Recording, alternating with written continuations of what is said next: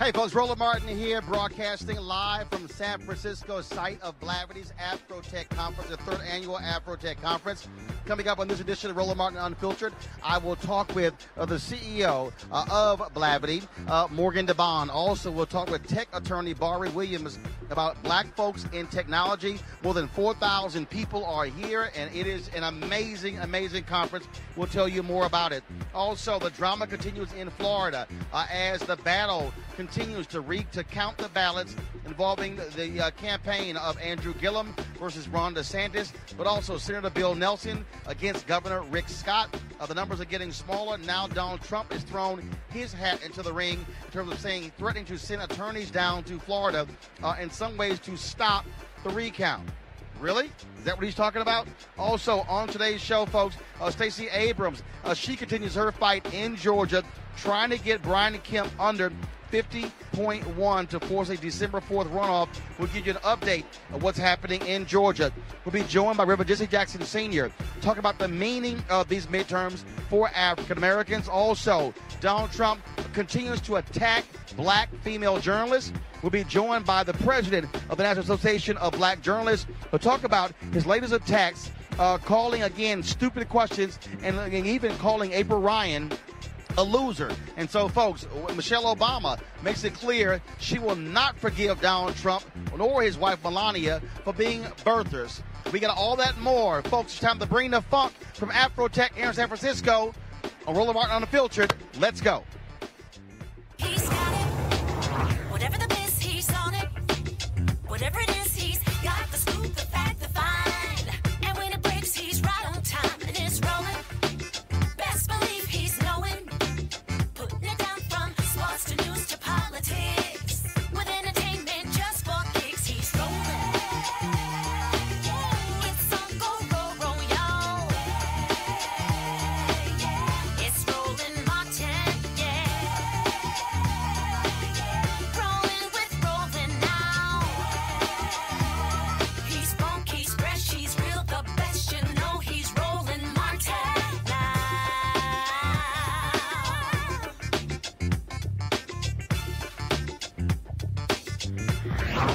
Martin.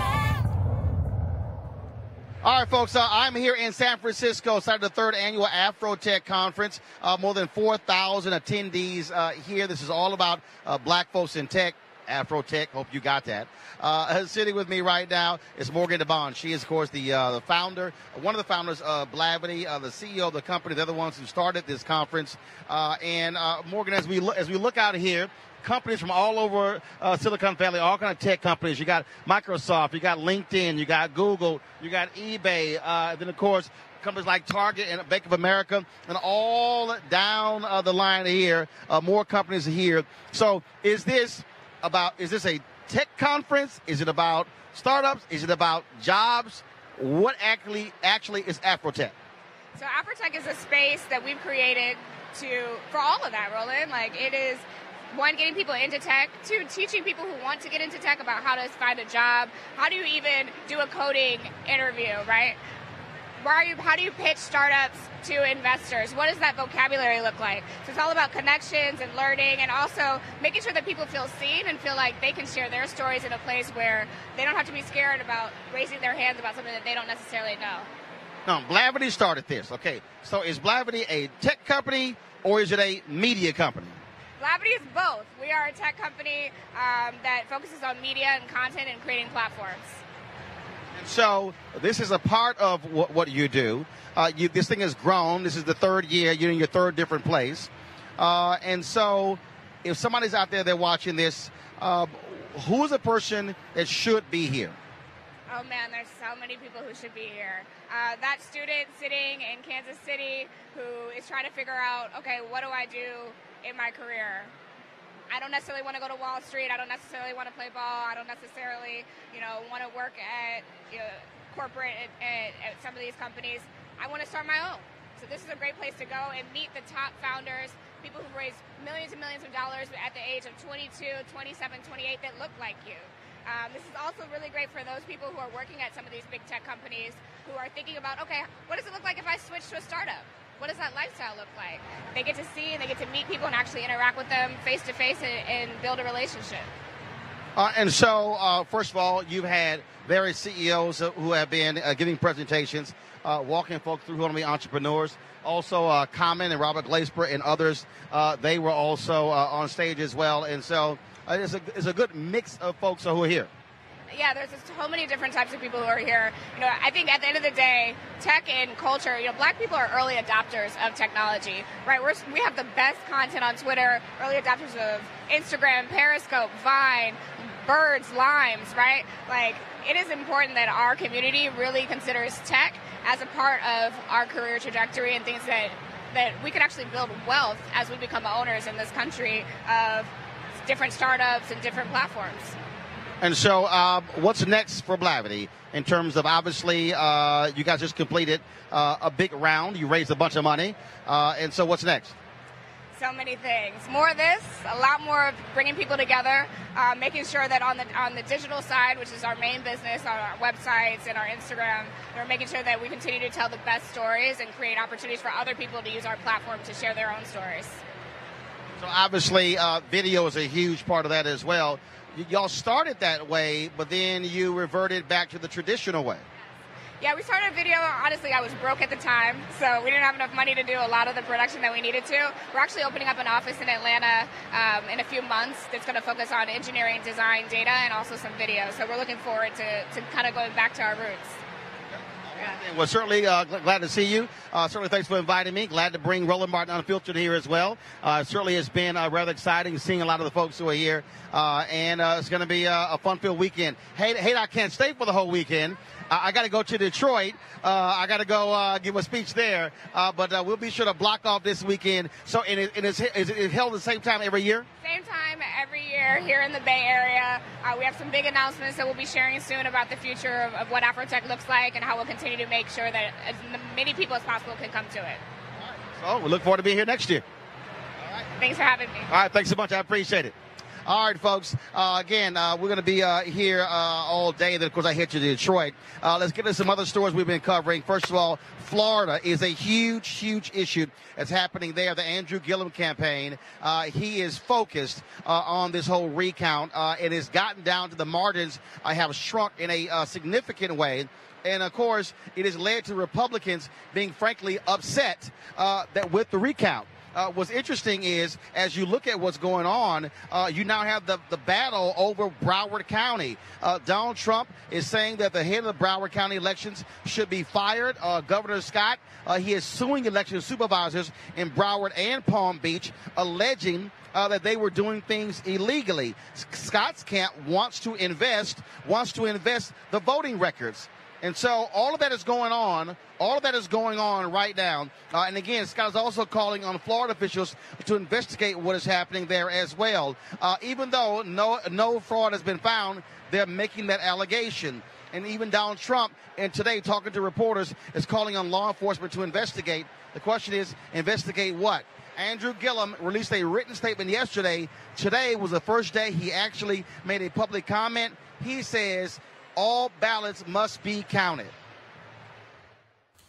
Hey, everybody. It's Andrew Gillum here, mayor of Tallahassee, Democratic nominee for governor of the state of Florida. I want to start out by saying once again from the bottom of my heart and from the bottom of RJ's heart. I just spoke with Chris King and Kristen King. We're all so deeply appreciative of all of your support. As you know, we went out all across this state. We worked hard for every single vote that we received. We're asking that every single vote be counted, whether it's an absentee vote, whether you voted on election day, whether it is a provisional ballot. We want every vote counted. We didn't go across this state talking to folks in red county and blue counties and purple counties not to have them have their say. And so I want you to know that in spite of the fact that we're a little bit down in the numbers, we're hopeful that every single vote will be counted in this race. And that way that all of us can walk away feeling extremely confident about what each and every one of us did to go out here and to have our say in this election. This election has never been about me. You heard me all along the trail talk about the fact that this is about us, that power sees nothing without a demand, that we've got to be willing to show up every single day and demand our seat at the table, where we're sitting at the table. And now it's important that we ensure that every vote be counted in this process.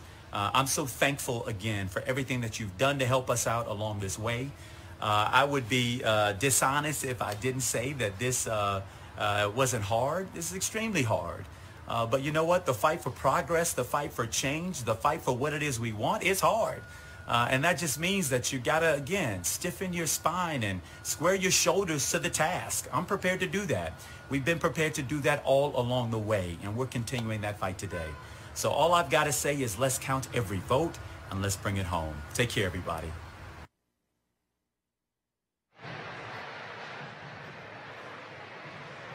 All right, folks, that was Andrew Gillum speaking today. Now, the supervisor of elections in Palm Beach County, Susan Marie Bouchard, she had some choice words for Governor Rick Scott.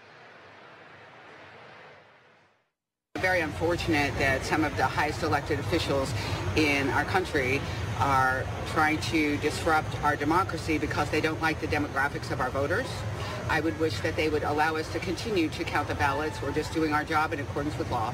How is that disrupting you? It's not disrupting me. It's disrupting in the public. I want you to clarify when you talk about I'm not going to clarify that the demographics of our county, they don't like them, and you know why. All right, folks, so one of the issues that the folks have been facing is the authentication of provisional ballots.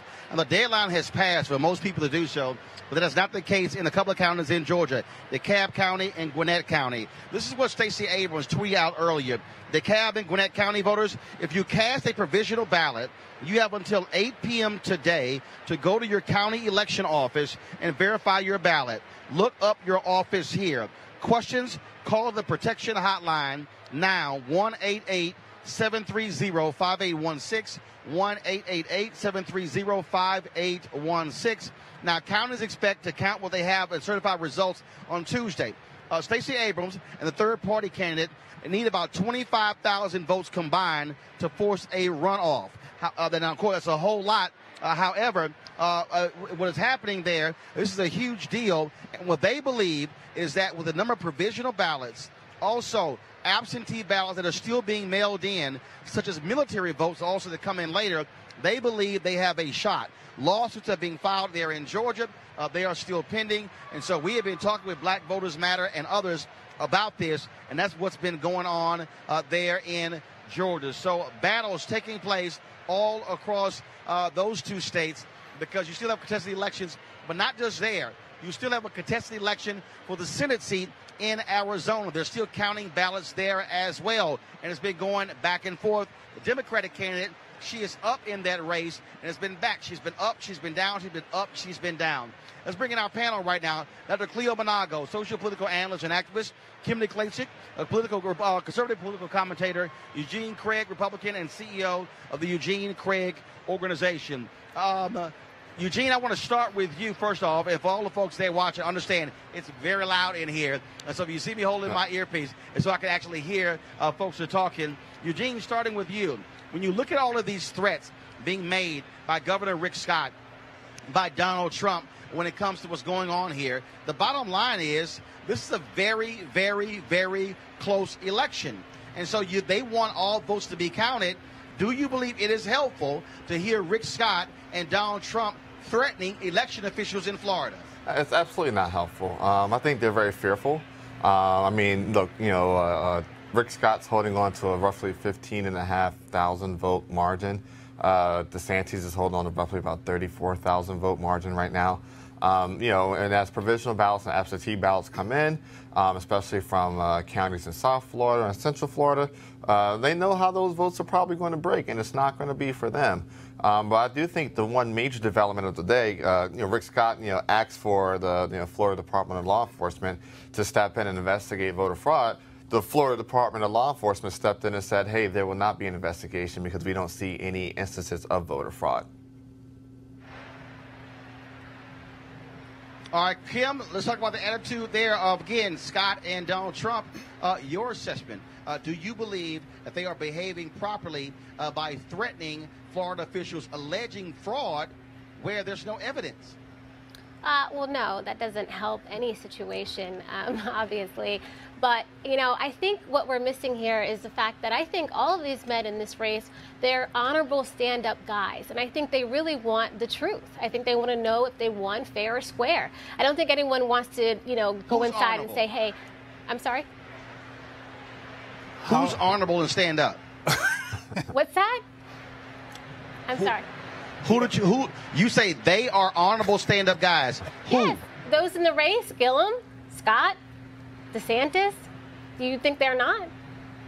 Well, oh no. I'm just making sure you weren't talking about Donald Trump. But go ahead. I'm talking about everyone in the race. They want to win fair and square. Nobody wants it to be pushed their way. They want to win fair and square. Well, Leo, I hope that's true, but I mean, not unless the people who are running against Gillum are doing a pushback to what Trump's doing. As far as I'm concerned, they're just as involved with the corruption as Trump is. I'm just amazed. Well, I'm not amazed. Let me take that back. I just hope that people are really clear on that what Trump is attempting to do is corruption.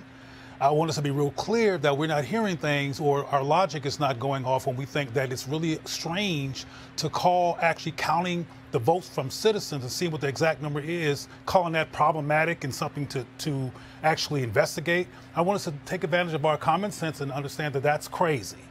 Because what the Democratic Party is trying to do is find out exactly what the citizens said. And for Trump to actually try to interrupt that with some kind of implications of fraud is insane. So I just want us to actually allow ourselves to acknowledge that. Because sometimes we're so amazed and shocked by how ridiculous things are, we don't let it sit in that this is really, really crazy. And these people are very desperate. And what's happening in Florida and Georgia is unprecedented. I mean, that state, Florida, is one of the most racist, historically racist states and murderous states of black people in the Union. And now they have the potential of having a black governor. Atlanta has a very similar history in terms of black people not having power on the statewide basis. So it's pretty powerful, and they're fearful, people like Trump and his folks, and they're desperate. So they're calling honest interest in counting the votes fraud. That's crazy. Folks, talk about what's happening here. Of course, Donald Trump, some other news, the Wall Street Journal dropped a serious story with the receipts showing that Donald Trump was indeed heavily involved in paying off a porn star and a Playboy model. And, of course, he initially denied he had any involvement with that, said it was about Michael Cohen, but the Wall Street Journal, they're reporting that Michael Cohen told investigators that Trump was heavily involved in this. Now, Kim, let's just be honest. It's not like any of us was shocked at all that Donald Trump was involved in paying off a porn star. Nobody is shocked. To act as if Michael Cohen was acting on his own behalf, you and I both know that was BS from the beginning. Okay, well, when did this information drop? Was it just now? Because I haven't seen this yet. Okay, Kim, it dropped 5 hours ago in the Wall Street Journal. I did not see this. I'm sorry. The memo. I did not get the memo. I work okay, all day and also long. the Wall Street Journal is a conservative newspaper owned by Rupert Murdoch. When I read it, I will comment on it. Because Michael Cohen, I mean, come on. Now we're supposed to believe anything Michael Cohen says. Before, Michael Cohen was a trash guy, trash lawyer. You guys used to trash him all the time. But now he's a legitimate guy and a legitimate lawyer. So when I have a chance to read it, I will let you know. See, Kim, you're saying we're trashing Michael Cohen. Now Donald Trump is calling him a trash lawyer. The left has always trashed Donald Trump was saying he was a brilliant lawyer. The left has always trashed Michael Cohen. Okay, I give Michael Cohen as much credibility as I give Omarosa. Eugene, I find this to be laughable. Eugene, I find this to be laughable because Donald Trump and Rudy Giuliani called Michael Cohen brilliant, an amazing lawyer. And then, of course, when he got busted and started telling the truth, oh, he's trash. He did no work. It's crazy. It's crazy how one can flip on one after their hand has been caught in a cookie jar. But to speak to the Wall Street Journal article, you know, the thing is this. the allegations that Cohen made are backed up by AMI and their founder, who has been given an immediate deal by the Southern District of New York and also the Team Mueller and others. I mean, it's been corroborated. And so, that's going to open up a whole lot of new legal uncharted territory and water for Donald Trump. Because the criminal exposure is not just the word of Michael Cohen, which was under oath, but it's not just his word. It's now being corroborated by Alan Weiselberg and by AMI and how they work together on multiple situations of paying off people. But in this particular one, where it was to conceal it from essentially federal reporting, which, by the way, hey, they could have just. Smart folk would have just opened up a super PAC and paid them through a super PAC and called it a day and wouldn't be in this trouble. But this is the guy. All right, so I had to put the noise reduction headphones on so I can hear, because I literally can't hear nothing y'all are saying, but now I can. So, Cleo, again, Wall Street Journal drops this article, but here's, I think, the problem, Cleo. What mainstream media did, they pretty much said to Donald Trump, oh, he can pretty much do whatever. It's no big deal. And so they've excused so much of his behavior. His supporters, they don't care. Those conservative evangelicals, they don't care he paid off a porn star. They don't care he lied about it. Their deal is like he can do pretty much whatever the hell he wants. Yeah, and one big contradiction are how you say that word? Evangelical. Thank you. I can't even say it. How they're supporting Trump's pornographic interests, because they're supposed to be, squeaky clean and into proper family values and blah, blah, blah. And the president is a hoe, and nobody wants to admit that he's the hoe in chief. Oh, my God. And, well, it's true. And so, look, we're in the United States, which happens to be a three-ring circus, at least 3 rings, might be 4 rings in Donald's case. But, hey, it is what it is. A lot of what's going on here is not based on rational behavior or based on decency. It's based on power. And as we've talked about before, Donald Trump is the ringleader right now, the face of white power retainment in the United States. And so if he brought a prostitute in front of the White House and did her there, people on his team would write it off and sue Florida for fraud because they want to count the citizens' real votes. It's insane. Yeah, I would say this. Cleo does have a point. All right. He said Cleo has a point. Go ahead. I was going to say, a never-ending whole fate doesn't matter when power is at stake. And, Paula White and crew have made that determination. Yeah. All right, then. Folks, now, here's the deal. Of course, on a Wednesday, there was a news conference where Donald Trump just acted like a damn fool to deflect as much as he can from massive Republican losses. Now, let's go ahead and before I get to this here, I got to deal with Kim. Because, Kim, you sent a tweet out questioning a blue wave. Kim, you do know on Tuesday, 355 seats across the country flipped from Republican to Democrat. That's cute. Almost 40 in the House. That's cute. You question a blue wave. I've questioned the blue wave. What the hell, Kim? How can you question a blue wave when 355 seats flipped? I recall when you had seats that flipped under Obama, y'all called that a red wave. Did we call it a red wave or the red tsunami? No, y'all called it a red wave. Now, make up your mind. So what is it, Kim? No, Look, seriously. Take the ass whooping, but don't try to spin it. No. You guys, look, the left should have gotten the Senate as well. If this was an actual wave, you would have gotten the Senate and the House, and you did not. Oh, they should have gotten it.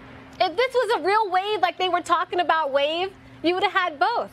You didn't get it. But now I want to point out. Let me point out that this is not a win for the American people, because what we're going to see is the House and the Senate fighting with each other, and they're not going to get anything done. So this isn't really a win for anyone. No, Kim, it is a win. It is a win, Kim, for the American people, because now you're actually going to see accountability. For 2 years, Republicans in the House would not hold Donald Trump accountable for anything, Eugene. And clearly the American people said enough is enough. When a Lucy McBath beats a Karen Handel in a conservative district, formerly held by Tom Price and Newt Gingrich.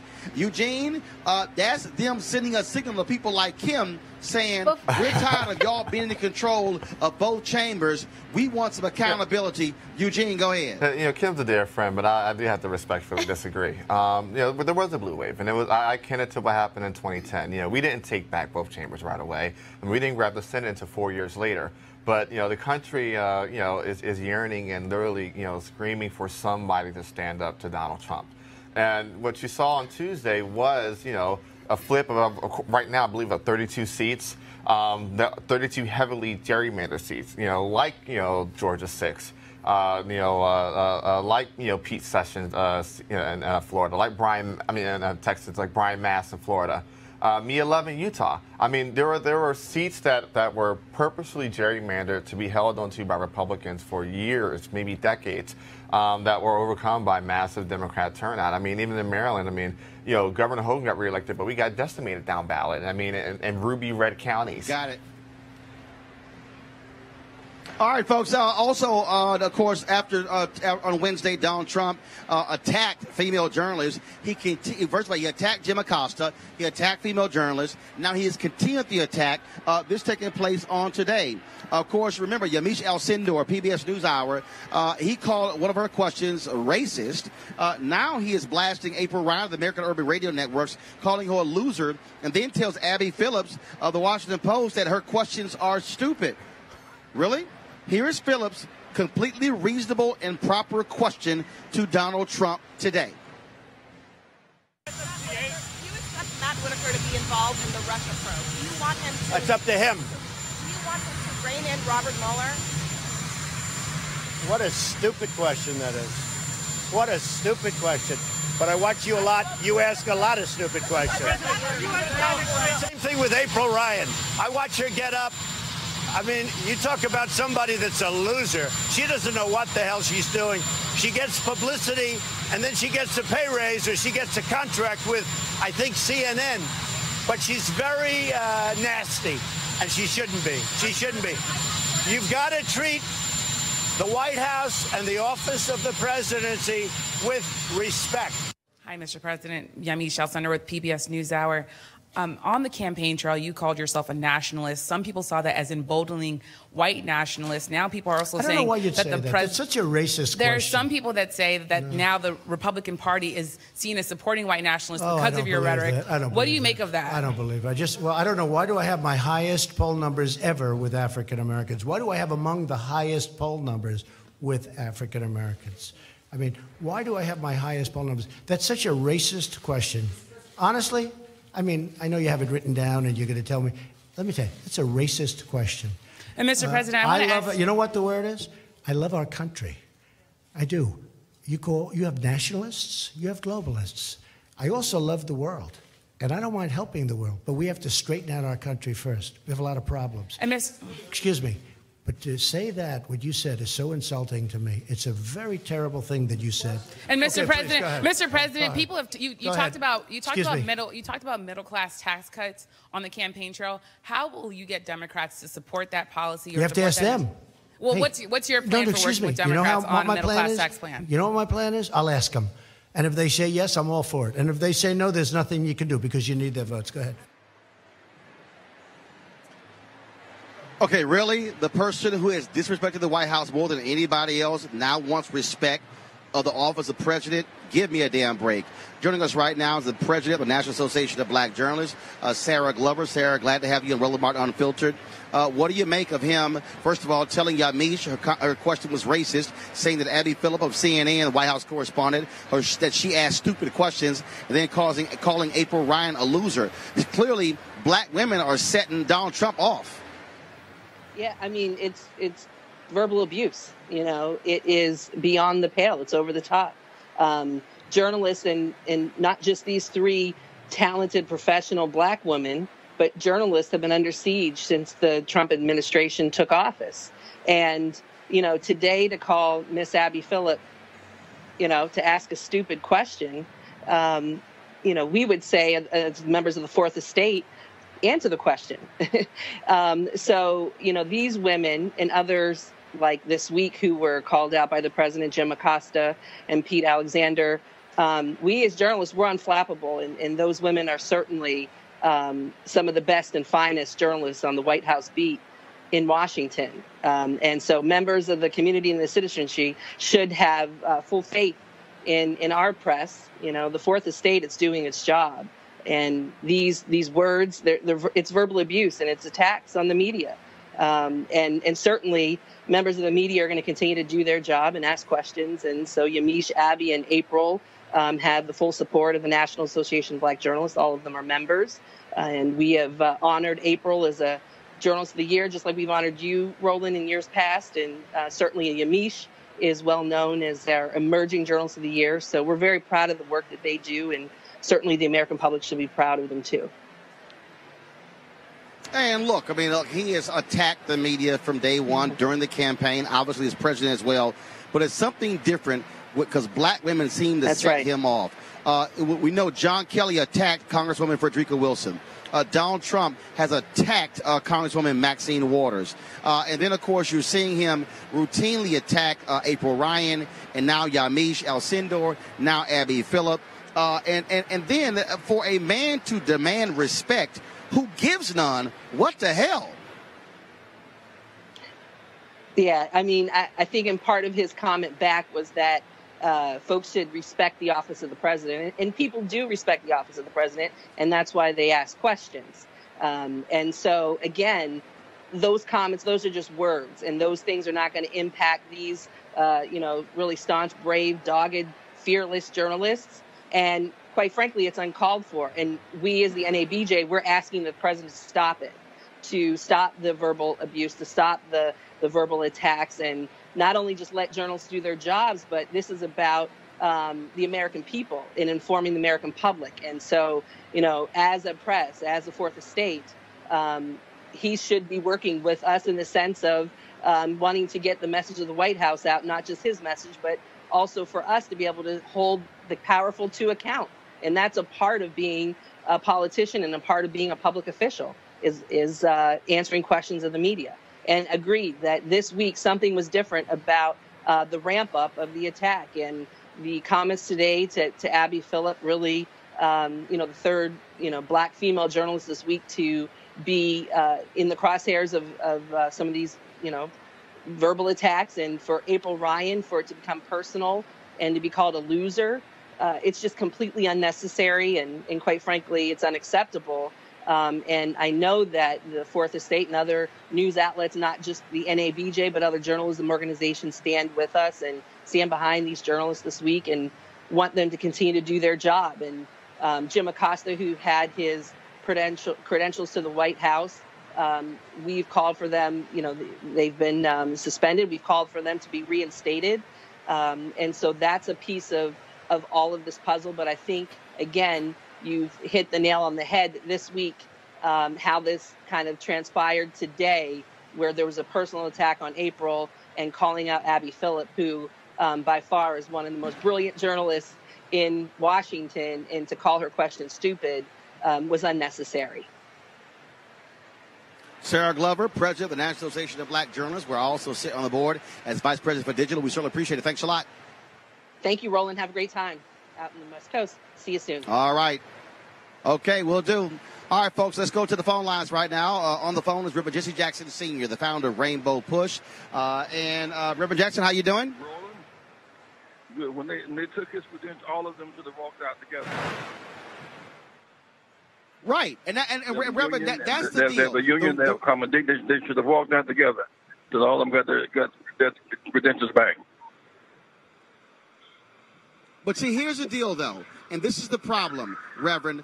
And they won't do it because during the election, when Donald Trump when they threw out Jorge Ramos out of a news conference, when he wouldn't give credentials to the Washington Post or to some other media outlets, the rest of the media people, they sat there, they were silent, they were like, well, this is unfortunate. No, they should have stood together and said, fine, you don't give a Jorge, you don't give the Washington Post credentials, we're going to pack up our cameras, we're going to pack up our laptops and march out of the door. That's how you respond to bullies.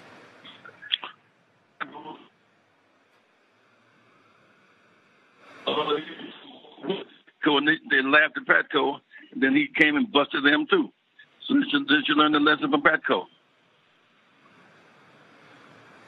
Reverend, I got to ask you this question. Of course, the midterm took place on Tuesday. We're still seeing the fight in Florida, in Georgia as well.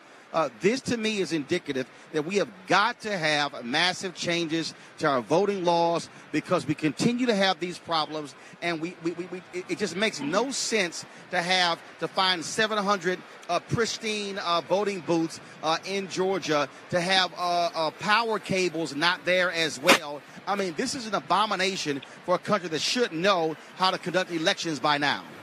Well, it shows that the right wing, who sought to deny the right to vote, now seek to suppress it. They act as if voting suppression is a sport. And I'm glad that Stacey is not giving up, and Gillum is in the fight in Florida. And it just shows that voting is just one step in the process of fighting 5-step determination. Let me tell you, when this guy can threaten to take away 14th Amendment, he can take away 13th Amendment too, if he's let go. But I think that taking the House back is going to have some value because not only is Nancy Pelosi a chair, but a number of blacks become chairs of committees. So I think the Tuesday was a big deal for us, really.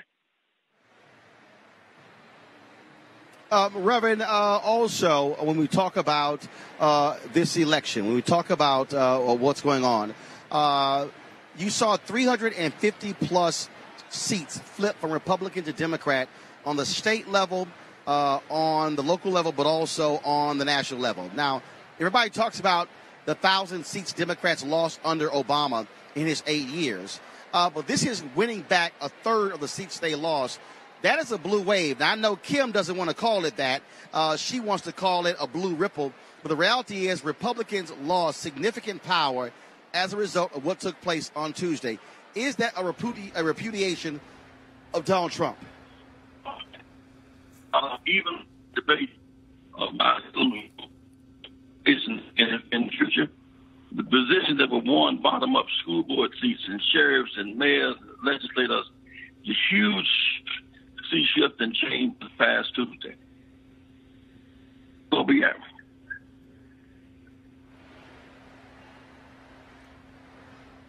Reverend, I know, just final question for you. I'm here at AfroTech in San Francisco. And I got to ask you this here. What is the latest on your battle with Silicon Valley to diversify their boards, their ranks, their employees, but also their investing? I know, again, you went after Apple and Facebook and Twitter. And so what is the latest with that? Well, you know, Roland, the boards is one step, but C-suites becomes the next step. And professional services, advertising, marketing, professional services, where the new construction in these cities where we live in Africa. So we got to go to the urban dimension of it, and as well as Africa. There's no reason why an African nation would not invest in Silicon Valley. So they're public companies. Why can't they invest in them? And they ought to, and begin to get some of these companies located in Africa, as well as urban America. All right. Reverend Jesse Jackson, Sr., we certainly appreciate it. Thank you so very much. All right, real quick, I want to go to my panel. So, Kim, I'll ask you, the only woman on the panel. Okay. No. If you want to come on the panel, then you got to answer some questions. You're the only woman on the panel. What do you make of Donald Trump attacking, saying Abby Phillip asks stupid questions all the time, calling April Ryan a loser, calling Yamiche Alcindor's question a racist question? Is that the kind of behavior? And then for him to demand respect, is that the kind of behavior a president should be exhibiting? Well, Does he embarrass you with what he did today with black women? I don't understand why people keep expecting something different from our president. He's consistent. This is him all the time. You didn't answer my question. Now, I'm didn't about answer to. my question. I'm about Are to. you, Kim? I'm about to answer you. Are you embarrassed by Donald Trump's attack on these three professional black women? Am I embarrassed by what Donald Trump does? No. I'm embarrassed about maybe what I would do or my husband, but Donald Trump does not affect me as far as embarrassment. Now, I will say... Okay, how about this here? I am not finished. Are you ashamed of Donald Trump's conduct in how he is treating three black female journalists? I believe the way he spoke to Ms. Phillips was wrong. That was very wrong, and I actually feel really bad that that happened to her. Now, I will say on my personal account, when I met the president, he was nothing but very nice to me. And I wish somebody could go to my iPad. I'm not talking about when you met the president. We can go through all the pictures that we took together. I'm not talking about when you met the president. Kim, Kim, this is very simple. Yes. If I ask you before I go to Eugene, April Ryan. Kim, if President Obama talked that way to a female conservative reporter, would you have the same reaction you're having right now? Absolutely not. President Obama didn't speak this way. That would be shocking. He's consistent as well. He's very respectful in the way he talks to people. President Trump talks to people all the very same way. So I'm not shocked. This is not shocking. I mean, we're going to 2019. This is President Trump. You either like it or you don't. And that's true. Well, Eugene, and that's the point right there. When people like Kim say it's not shocking, they have allowed this to become the norm, and it's an abomination how he treats black female reporters. Eugene? I agree. Abby Phillips, Yamiche, and April, they're folk that have not just changed the narrative and changed the game when it comes to black female reporters. They're folk that, we black Republicans reach out to and help us get our story out there, help us, strengthen some of our negotiating hands when it comes to some things. So I do think it's absolutely wrong, and I do think it's actually interesting that the president can, find time for racism when it comes to a question about white nationalists, but, it's both sides when it comes to Charlottesville, and it's both sides when it comes to everything else. But you ask him a question about white nationalism, and if he's stroking it and throwing gas on those flames, it's, oh, that's racist, which, is a tactic of white nationalists. Cleo, your comment before I go to a break. Well, let's be clear. Clearly, Trump does not know the definition of racism, because asking him a question about him making a comment about being a nationalist is not racist. And that sister who asked the question would have a difficult time, given her position in this country as a black woman, compared to people who are in power in this country, being racist. I mean, she can't be racist, so he doesn't know that.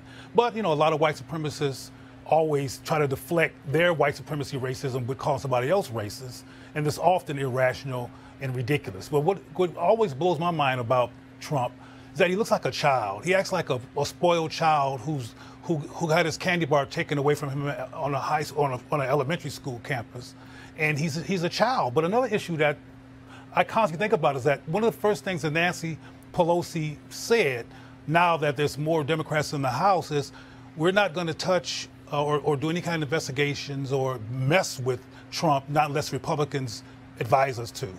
That don't make no sense either. That makes about as much sense as Trump accusing the sister of racism. Why would you wait for Trump's cronies to push the button on his impeachment to consider impeachment? So there's a lot of mixed stuff going on here, and frankly, why some people back off from the voting process is because of these kind of optical contradictions. All right. Hold tight 1 second. Going to a break right now. We'll be back with more Roland Martin Unfiltered, broadcasting live from AfroTech here in San Francisco. Back in a moment.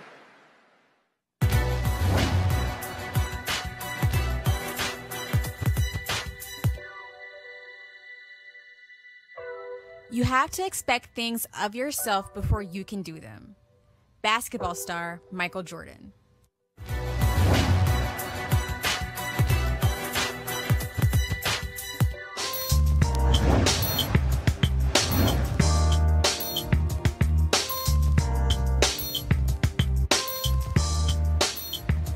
All right, folks, HBCU Giving Day, hashtag HBCU Giving Day. We're always, of course, focused on supporting HBCUs all across the country. And let me go ahead and pull this up. I'm looking for it on my script right now because I am not there. Of course, we're focused on Selma University, located in Alabama, founded in 1878. And, of course, they are some of the famous members, Mattie Moss Clark, gospel choir director and the mother of the famous Clark sisters. And so, please, we want you to support Selma University. Sorry, folks, they don't have the website on the script, and so I can't tell you exactly which one to give to. So I want you guys to, of course, follow the screen there. Finally, tell me selmauniversity.edu. Okay, first of all, I can't even hear what they're even telling me. It should be in the script. Okay, follow us on the screen. Support Selma University by giving to them. And, again, we encourage all the graduates of the university to give as well, because we're trying to, of course, do all we can to support our HBCUs. Also, folks, now some words from one of our partners. You've heard me talk about our friends at Transatlantic Real Estate, who have created a unique investment opportunity that combines legal marijuana and crowdfunding. Now, if you think about that for a second, you look at the growing momentum taking place all across the country around legal marijuana. You've seen initiatives passed in various states that have been on the ballot.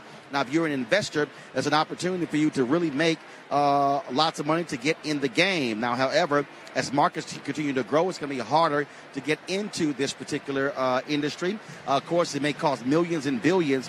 What Transatlantic has done is offered a unique way. What they're doing is allowing people to be able to invest anywhere from $300 or $10,000 in terms of the purchasing of a farm. Now, let me explain that again. What they do is they buy land that supports marijuana grow operations and lease it to licensed high-paying tenants. So what that means is you're actually going to be a landlord of a licensed marijuana farm.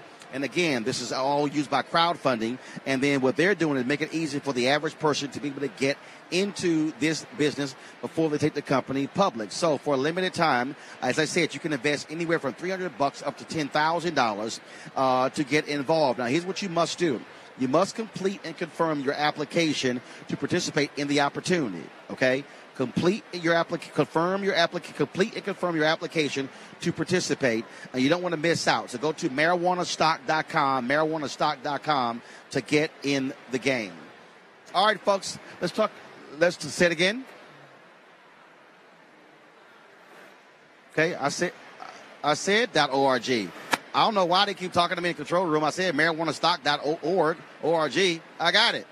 All right, y'all. Michelle Obama, her memoir is coming out, and excerpts have already started being dropped in the book. And one of the ones that's pretty clear, where she says she will never forgive Donald Trump for being a birther. Here's what she said, quote, "The whole thing was crazy and mean-spirited, of course.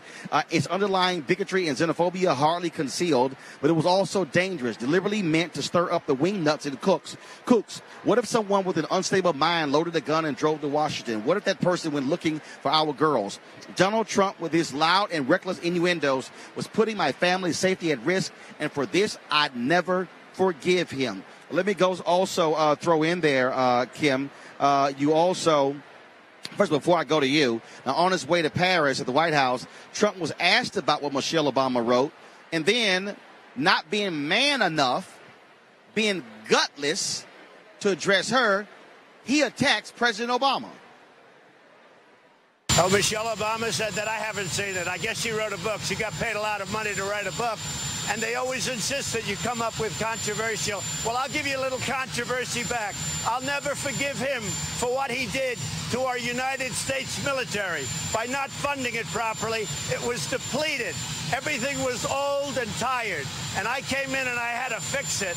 And I'm in the process of spending tremendous amounts of money. So I'll never forgive him for what he did to our military. I'll never forgive him for what he did in many other ways, which I'll talk to you about in the future.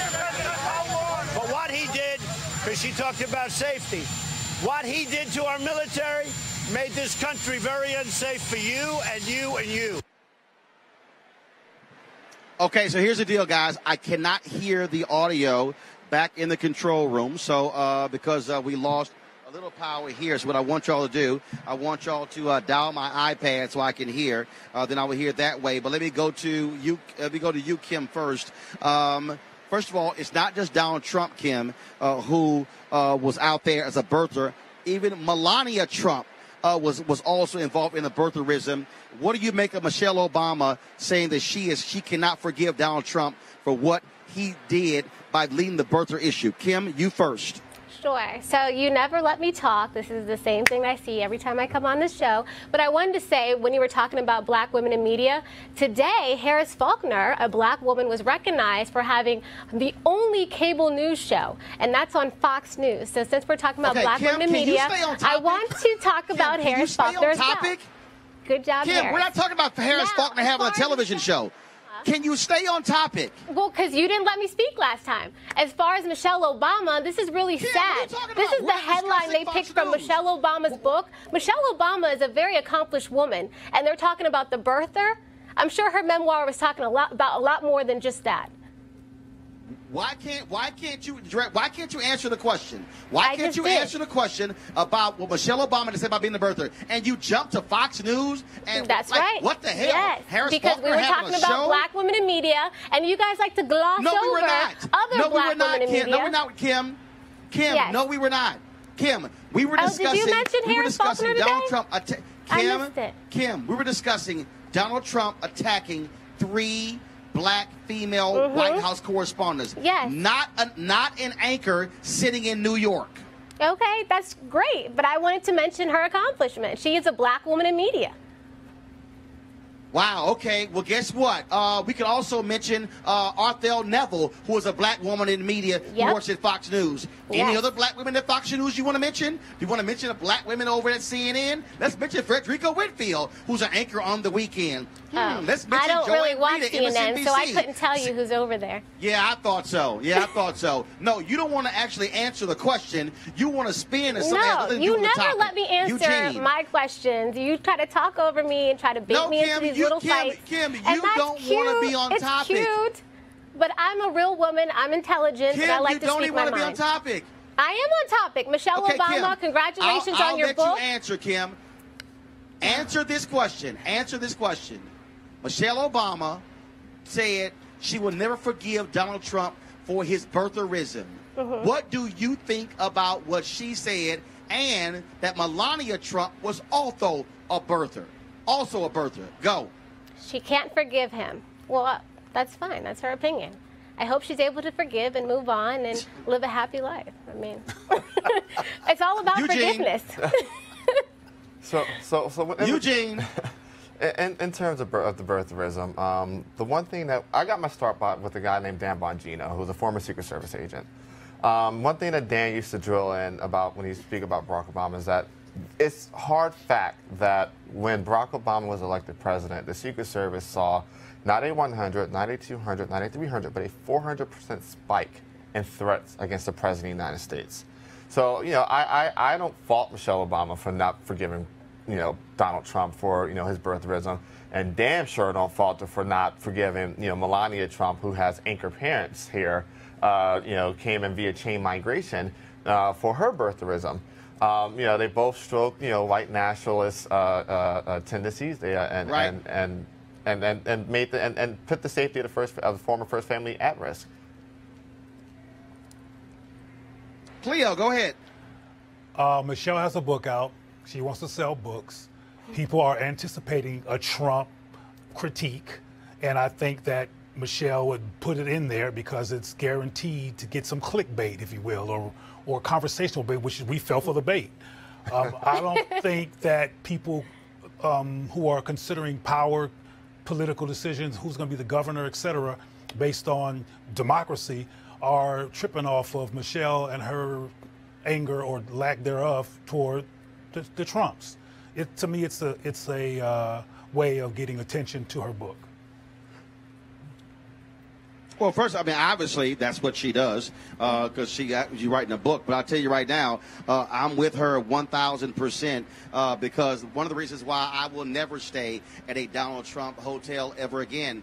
After that birther crap, I told CNN point blank I was not going to stay at any of his hotels or play at any of his properties because what he actually did with that birther crap was despicable. And his wife also, Melania Trump, she also owes the Obama apology for her being involved in birtherism as well. That was absolutely shameful. And I'm not going to sit here and dance like Kim and bring up Harris Faulkner to talk when we're talking about well, you should because she's an accomplished black woman in media. Okay, but it has nothing to do with the topic.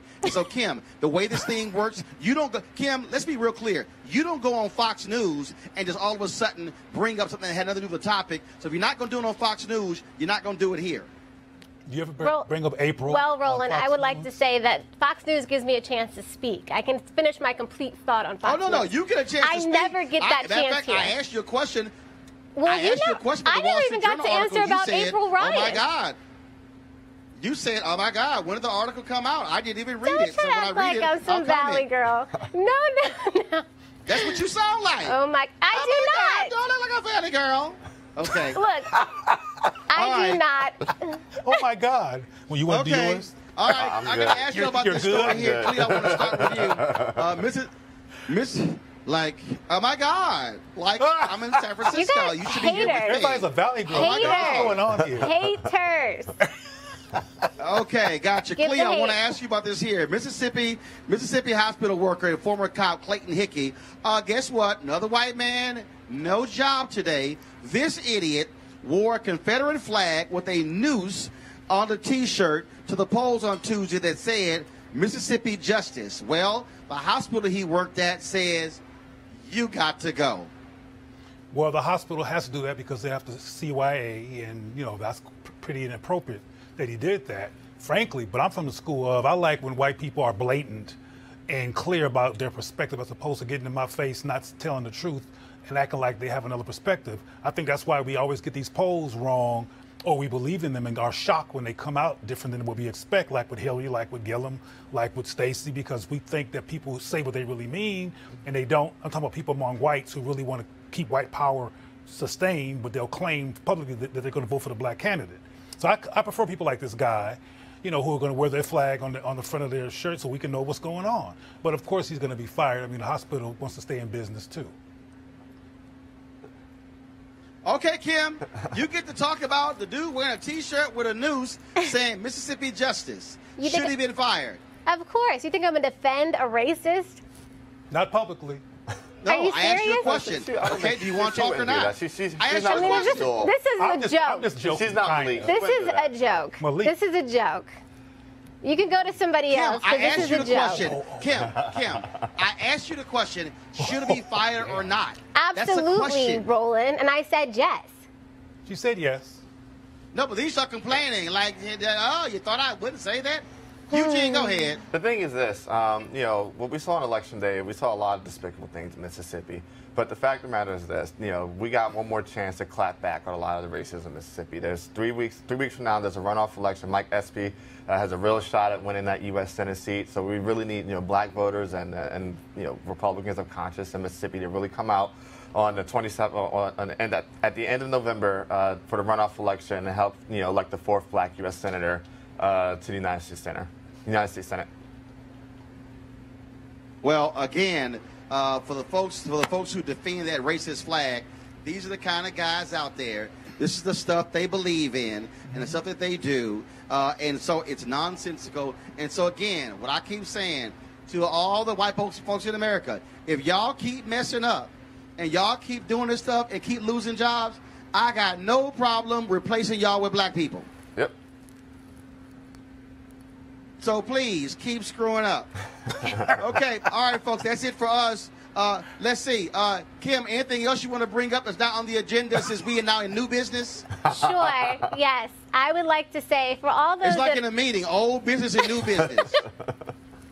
For all those that are always shocked about Anything what President else, Trump says, you know, you shouldn't be shocked. He is consistent in who he is. Is he always right in what he does? No, he is not. But I would like to say that you should not be shocked. And also, I see a lot of people holding him to a higher standard than their own baby daddy. And to me, if you really think that President No, Trump... they're not. Yes, there are people that do. President Trump is his own person. We should be about legislation and furthering and advancing the black community. You shouldn't be worrying about President Trump and every little word he says. Well, we're not worried about every little word he says. We're worried about him calling black women racist. Do you actually believe the stuff you say? I believe it wholeheartedly. Cleo, I got to give you the final comment. Go ahead, Super Black. Well, look, I'm just going to be repetitive in saying that we're in the era of the irrational white supremacist in chief. So I have to agree with what she said in terms of what else would we expect from Trump. Trump has been consistent. What's amazing, if you look at it logically, not if you look at it logically, it's not amazing, but what's amazing is that this man was acting like this before he became president of the United States, and he became the president of the United States after grabbing vaginas, etc. So, come on, the man is consistent. You got to give him that. I mean, he's going to be a jerk and say stupid stuff and act like a child on those kids with the little beanie on their head who's pouting angry white supremacists. And he's particularly upset right now because he wanted his people to railroad Atlanta and railroad Georgia, and that's kind of ambiguous whether he's going to get away with that dream or not. So he's upset, and maybe that woman who he confronted at the news conference looked too much like Stacey Abrams to him, so he went off on her. You know, who knows what's going on with crazy Trump? He's being Trump. That's all I got to say. Well, he is being Trump, and let me tell you right now, like I said, the reason I don't call him President Trump is because the day he decides to respect the office, then I will respect the office. I've always respected the office, but this man has no respect for the office of president, and so how he treats people and talks to people is a shame and abomination. I'm not going to make any excuses for him, and so I'm going to blast him at every turn. And so what he said about Abby Phillip, what he said about April Ryan, what he said to Yamiche Alcindor, how he treated Jim Acosta. What this man is, he is an ingrate in terms of how he treats people. He consistently lies. He lies on people. He makes stuff up. Hell, even in that whole point where he made up a Fox News poll saying 40% of black people approve him in the country. I emailed the White House and said, "Can y'all please show me any evidence where he got that from?" Guess what? They haven't responded to that email in several days. And so it's very simple. Donald Trump, how he disrespects people, how he disrespects black women. John Kelly is shameful because he never apologized to Frederica Wilson for lying on her from the White House podium. And I will not make excuses and normalize how this man treats women. He does not treat them with respect or decency. And so if he wants somebody to respect the White House and the office of president, he needs to learn to respect the American people. Thank our panel there. I appreciate it. Thank you so very much. Thank all the folks who were here at AfroTech. Again, folks, it is a packed conference, some 4,000 people. Follow them on Instagram, on Twitter as well. Afro.tech on Instagram. You can follow them at AfroTech on Twitter as well. They have videos and postings, things along those lines. Great to see so many African Americans in technology here at the conference. Right now, you see behind me, Felicia Butterfield-Jones, who is with Google. She's interviewing on stage former Obama senior advisor Valerie Jarrett. And so I'm going to go check out and see what they have to say. Folks, don't forget, subscribe to our YouTube channel, youtube.com/Roland S. Martin. Also, we want you to support us there as well. Share our clips. Join our fan club. That's right. Join our fan club, the Bring the Funk fan club. I want you to go to RolandMartinUnfiltered.com. We're trying to get 20,000 of our followers to give at least $50 a year to support this effort, because we are bringing you information nobody else is bringing you. And so we're certainly glad to have all of you here. Thanks for watching. We had a great time. Detroit, I will see you guys tomorrow. I speak 9:30 a.m. So let me jump on this red eye in about 7 hours. And so Motown, I'll see you guys. Y'all take care. Holla!